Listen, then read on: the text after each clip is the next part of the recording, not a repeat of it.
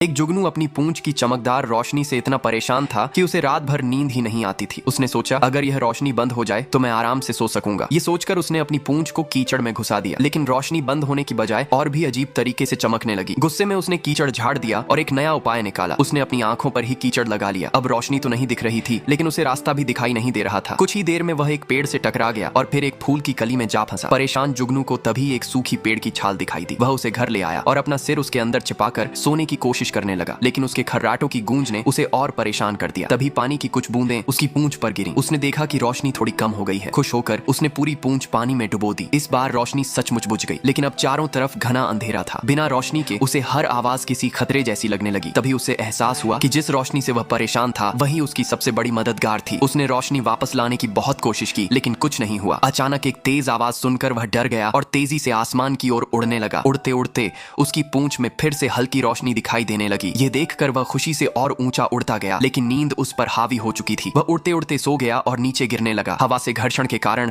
उसकी पूंछ गर्म हो गई और उसमें चिंगारियां निकलने लगीं। वह टूटते तारे की तरह पूरे आसमान में चमकने लगा। उसी चमक ने उसे जगा दिया। उसने देखा कि उसकी पूंछ फिर से पहले की तरह जगमगा रही है। अब वह खुशी खुशी घर लौट आया। उसे समझ आ चुका था कि जिस चीज को वह अपनी परेशानी समझ रहा था वही उसकी सबसे बड़ी ताकत थी।